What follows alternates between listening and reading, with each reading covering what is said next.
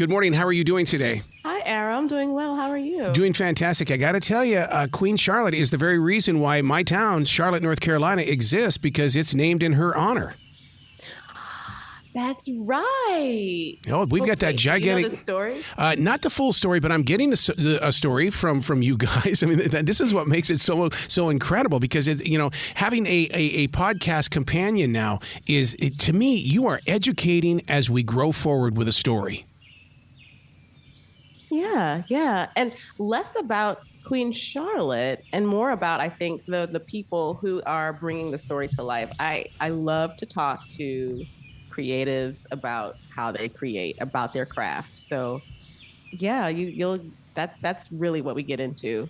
I love the idea that you're doing that, because so many people go unnoticed and untalked about, because we see those that are on the camera. I get it, and I understand they do their lines, but somebody had to write it, somebody had to direct it, somebody had to carry those big heavy chords.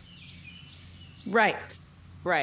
Shout out to gaffers and all of the in between. Like, you're so right. And you get to hear about that camaraderie and that teamwork. They are a really tight knit group.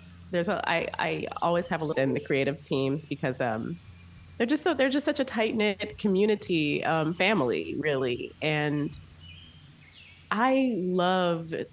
So I'm a theater kid, and how, I don't know if you were in theater or in band or anything, but when the show is over and you leave and you're all sad because you had a whole family, I definitely get that vibe with all of them, that they still really stay in touch and continue to share creative ideas. Yeah, I call that post-production blues, and radio people go through that too, because we all we fight the fight, we do the promotions together, we go through those deep dark times, and then all of a sudden your number comes up and your family's gone, and so I think all creative outlets just have got to, and the thing is that now you have to keep that family alive, and thank God for the internet, because emails do that.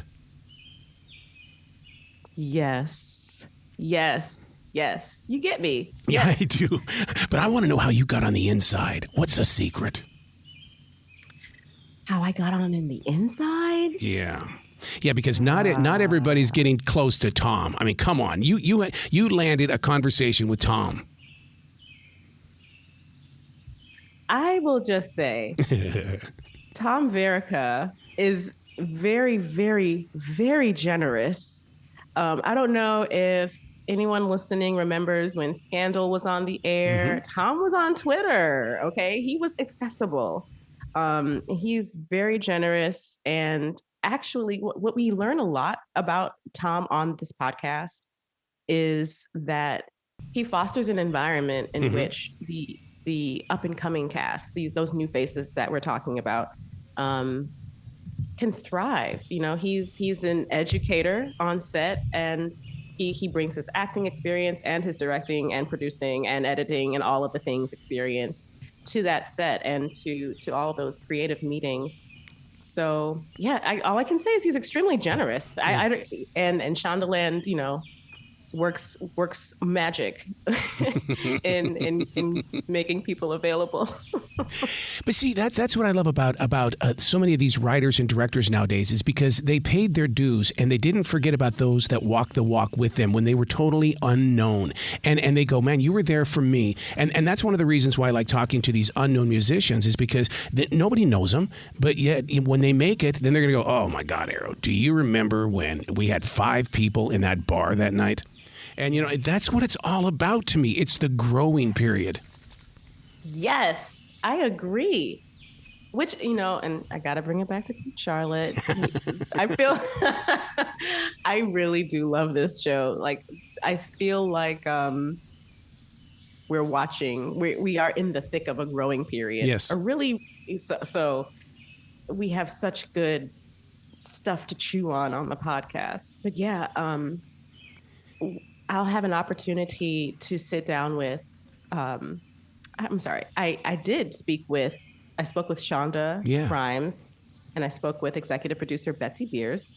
And of course, they have been partners in crime for 2 decades. And so, of course, I wanted to get into that that exactly what you're talking about.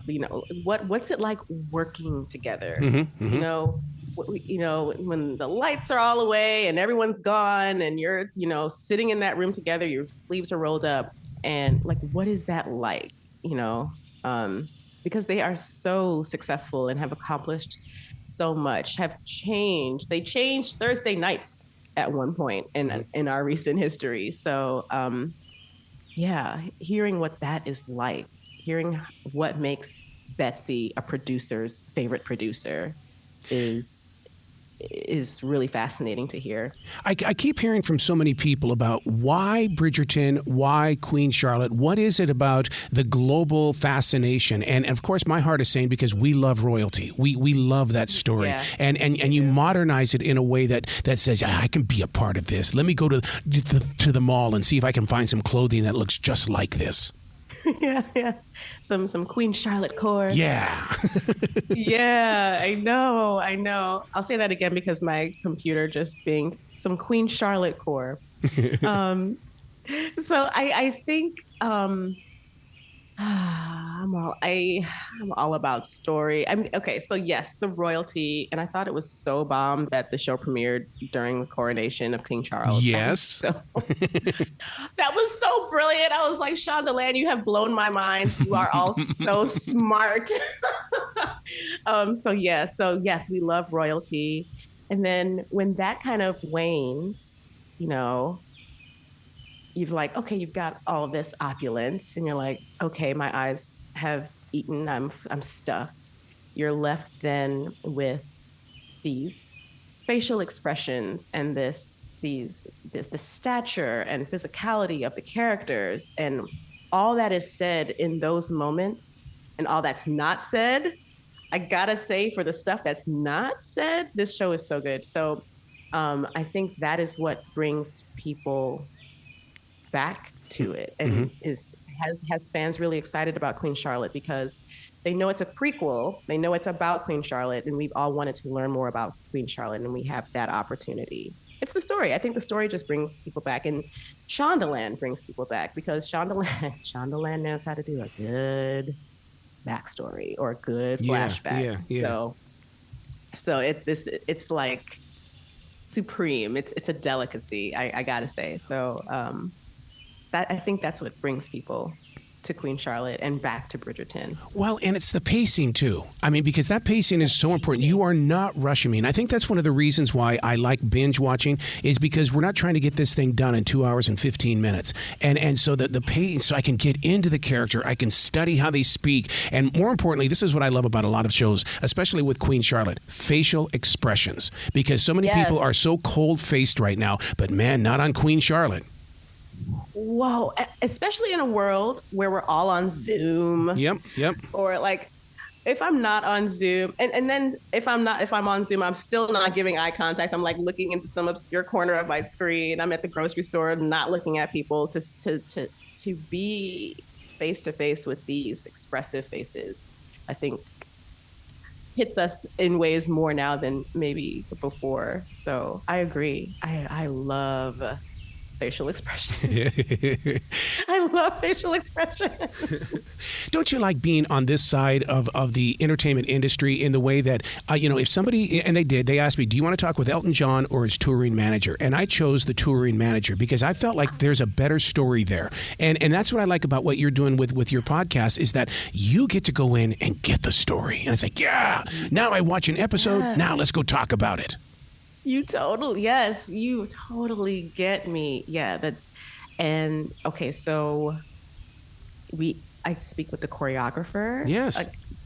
And there's so much, oh my goodness, there's so much history and okay, so just in talking with the choreographer, there are conversations that I learn about during the production of the show and pre-production of the show that, maybe would not have come out. So you're so right.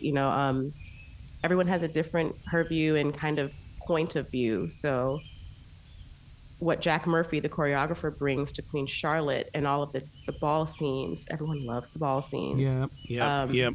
Just brings a gravitas that is, it's really magnificent.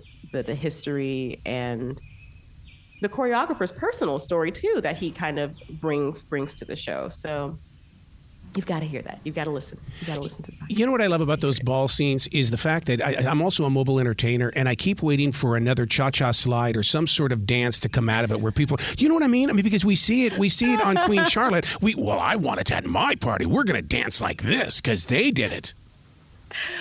That is so funny. Wait, the cha-cha slide. I have to know what region you're from. I'm down here in the South. Are you not in the cha-cha slide?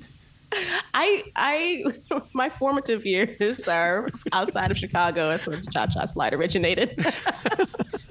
So I haven't heard that in a very long time. What part of Chicago are you from? Because my wife is from Berwyn. I'm from Naperville. Oh, her mouth is wide open going, that's her whole entire town. Yeah. Oh, my God. Yeah, she went to Western Springs. Berwyn. I always pass the Berwyn stuff. Oh, my God. Uh-oh. What a small world, huh? Yes, it is a small world. Yeah, the Berwyn stop.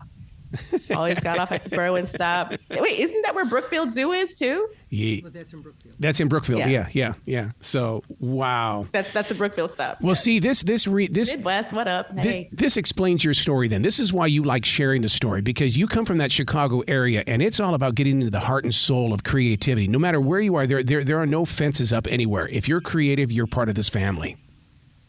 Yeah, that's so true. Yeah. Man.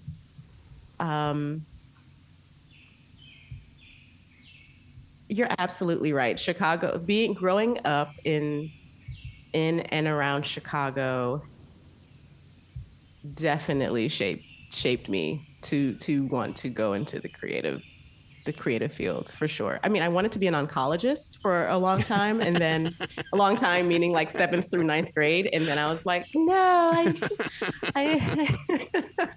I need to make music. So, yeah. Well, I love Chicago. Don't you see your podcast as being a stage as well? Because you plan it, you make sure that everybody's in order. You've got to, and then when it comes to the editing process and things, I mean, that's the thing I love about podcasts these days, especially with Queen Charlotte, is the fact that a lot of attention has to go into it. You are not banging anything out. Absolutely not. We have been working on this since since last year. Mm-hmm. It's a lot of work, lots of moving pieces, lots of people to fit in, and it's also just very not glamorous, you know. I think it's so true. I love to pretend, but it is not a glamorous job. But that's why I love it. That's why I'm a producer. I love the dirty work of being a producer, and you know, late nights and early mornings, and really getting to, like Chicago does, getting to the heart and soul of people and why people are doing what they're doing. So when you sat down with Kelly Valentine, I mean, she's in charge of the cast. I mean, she has her own, sights and sounds. She can hear it in her head, but somehow, some way, she's got to be able to bring that out into a circle. Yeah. Oh, man. So on the podcast, Kelly Valentine Hendry, the casting director, she actually tells her casting secrets. She's got like 2 things that she does for all you people out there who are sending in your TikTok auditions. She looks for 2 things. She listens. Oh, that's one of the things. You have to listen to the podcast to hear. But her process, I get into a lot of everyone's process. Yeah, that's okay. And yeah, her process is really, really interesting. And the moment she knows when someone is that character that we currently see is fascinating. Just the way it clicks for her. Yeah. And then when you hear what she says, and then you think about what you see and hear in the show, you're like, oh, well, yeah. And you might think you can be a casting director as well, because it's just like, of course. So she's amazing. She's amazing. And she also talks a lot about representation across age and gender and race and orientation. She's just such a brilliant person. Her casting actually, I mean, she comes in really, really early in the process, but it's such an important part of the puzzle. Our conversation is pretty great. She makes an appearance in every episode and talks about. I couldn't not have her say something in every single episode. Oh, I always call that the anchor story. You got to have something like that because people will tune in just to hear what she has to say. Yeah. She's got some really good stuff. She really does. Wow. I'm very proud of you with this podcast because you are taking it to the next level. There, I grew up in the age when the only thing we had was Reader's Digest, and that was just a few paragraphs. And so you really do bring out, what we're watching and the lifestyle and how we dream and we fantasize about, places such as Queen Charlotte. That is such good feedback because, I think to myself, there's so many YouTube videos and, everyone has their own social media account. But thank you for bringing that up because there is a huge population of people that, the TV Guide was the jam. That's it. So like this is yeah, I remember the TV Guide. Yeah. So that's really inspiring. Thank you for that. Well, you've got to come back to this show anytime in the future because the door is always, always, always going to be open for you. Please. Yes. Welcome me. I'm there. Honestly. Seriously. Oh, I love it. Well, you be brilliant today, okay? You too. And please visit the Midwest. Go back to Berwyn, Naperville, hang out, get some Garrett's. That's right. Or what did she? Go downtown Naperville. She does what's the beef you do, Lee? Novi's. Oh, Novi's beef. So and you have to have the beef wet. Yeah. Oh yeah. So you gotta. Yes. Dipped. That's it. I don't know if the last time you had Portillo's, but it's not the same, but it's still good. So, but yeah. Make a note of that. Yes.